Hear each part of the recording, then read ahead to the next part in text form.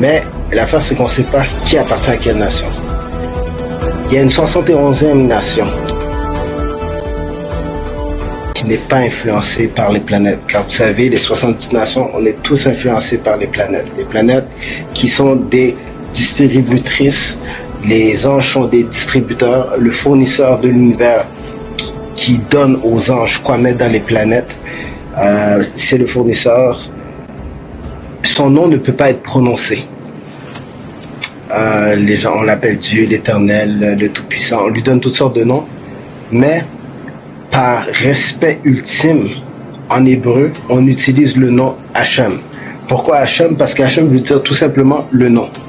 Donc par respect, on ne mentionne pas le nom du créateur de l'univers, le nom de Dieu, le nom.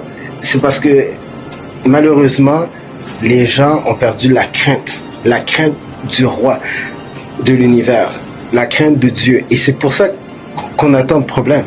Parce que à partir du moment où vous allez adorer l'Éternel, à partir du moment où vous allez adorer le créateur de l'univers, regardez autour de vous. Ça peut pas être le fruit du hasard. Regardez la nature, regardez tout le processus de la vie, la complexité. Aujourd'hui, la science essaie de décortiquer chaque élément mystique pour essayer de comprendre. Mais pour ceux qui ont la foi, pour ceux qui mettent leur espoir, leur confiance, leur journée en le créateur de l'univers, pour eux, la vie est beaucoup plus simple.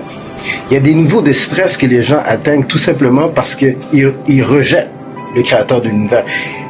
Et c'est lui le fournisseur. C'est lui le fournisseur. Il donne aux anges,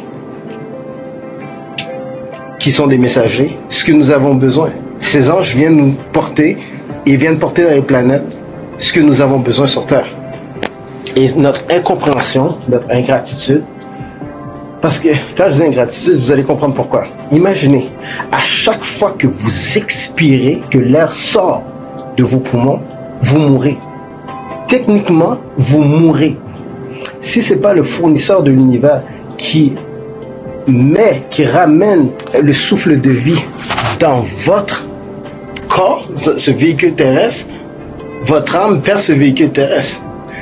Donc, il faut être ingrat pour dire que Dieu n'existe pas. Il faut être ingrat pour dire qu'Hachem, ou le nom, qu'on ne peut pas prononcer si on le respecte avec révérence. Il faut être ingrat pour dire, écoute, non, moi je crois pas que Dieu, c'est par mes propres forces. Quelle force? Quelle force que vous avez? Chaque fois que vous expirez, vous mourrez. Vous comprenez? Le souffle de vie qui vous est donné, on vous l'a prêté. Maintenant, c'est à vous d'utiliser les dons, les talents, les capacités pour réussir dans votre vie. Mais ne prenez pas pour acquis. Et n'ayez pas cette arrogance, parce que l'arrogance précède la chute. Donc, ayez de l'humilité. Ayez l'humilité, parce que l'humilité précède la gloire. Si vous voulez réussir dans tous les domaines de votre vie, c'est simple. Mettez le fournisseur, le big boss, le tout-puissant, le créateur de l'univers en premier dans votre vie. Acceptez la hiérarchie. Quand vous commencez à jouer à Dieu, au Tout-Puissant, à celui qui maîtrise tout, là, vous allez tomber dans le piège. Là, vous allez avoir des problèmes. Moi, tout ce que je veux, c'est que vous puissiez, que quelqu'un vous dise enfin la vérité. On vit dans une société où les gens ne veulent plus parler des choses de « Oh non, il ne faut pas parler de ça ». Écoutez, je veux que vous puissiez gagner. Puis, ce qui est un obstacle majeur dans votre vie, pour atteindre les sommets du succès, c'est le manque de respect de cette